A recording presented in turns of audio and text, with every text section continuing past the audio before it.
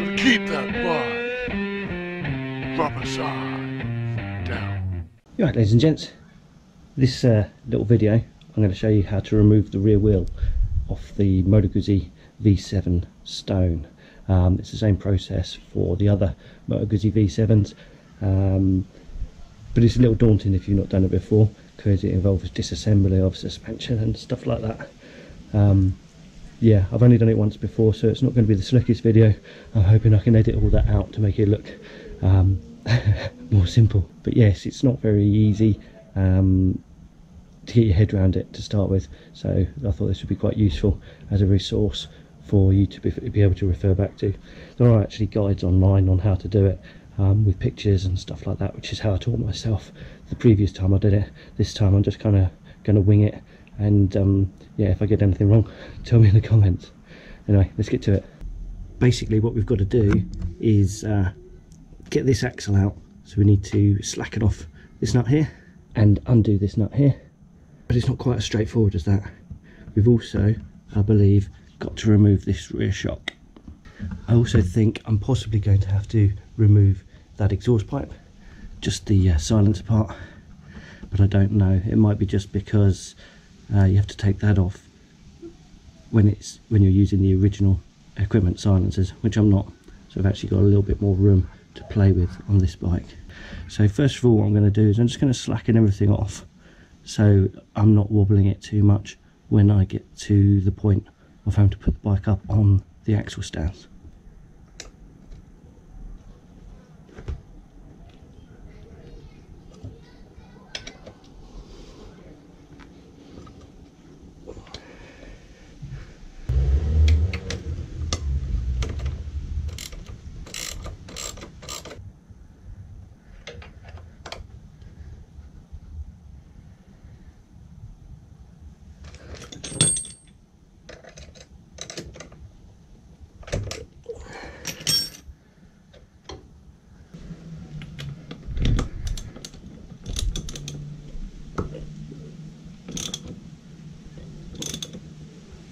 So now what I need to do is get the bike up on some axle stands utilising the foot pegs, which will keep it hopefully nice and solid while I undo everything properly, and hopefully just roll this wheel out. Okay, so I'm hoping I've positioned that underneath that foot peg there enough for it to be able to catch on this bit of the foot peg. Now I need to locate the second axle stand on the other side of the bike and get it up in the air.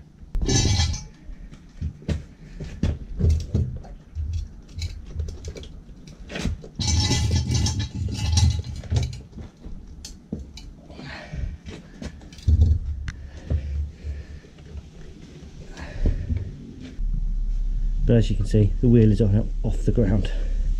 Awesome stuff. Now I'm going to completely undo the bottom of this suspension leg.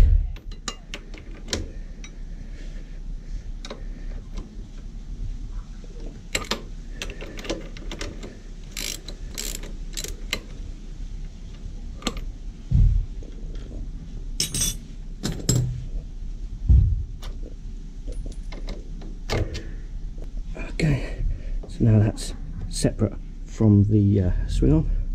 Now you've got the Allen bolt on that side of the axle there, and then you've got the axle nut here, which is a 24mm.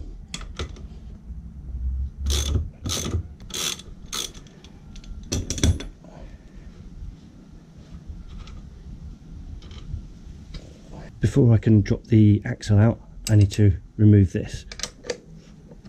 It's a bit fiddly because I haven't taken the silencer off,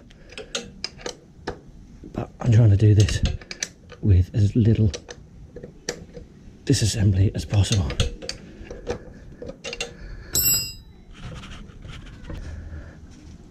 Now that's loose, I think I've pulled that out far enough to detach from the brake bracket. I'm now going to tap out the wheel axle. When I lifted the bike up, I've actually wedged a little bit of old scrap metal underneath the tyre, which will hopefully keep it at this height while I sort out all the other things, which will save me having to carry the weight of the tyre while I'm sorting all the crap out. I'm hoping that makes life a little bit easier.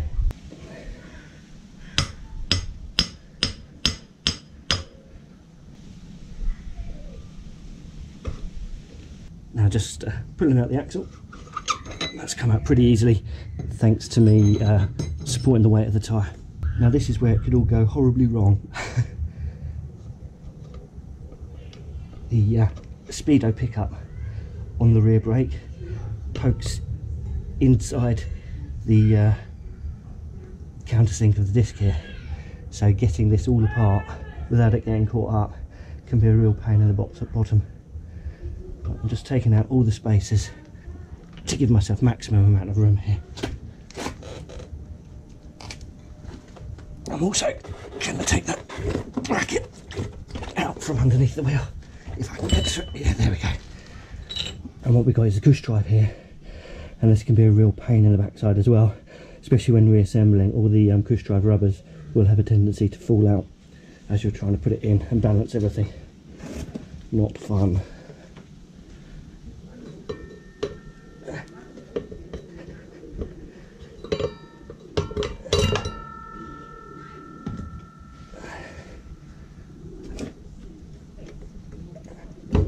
There we go, there's the first rubber falling out, and what these are all doing now is almost acting like little barbs, stopping me getting the wheel free.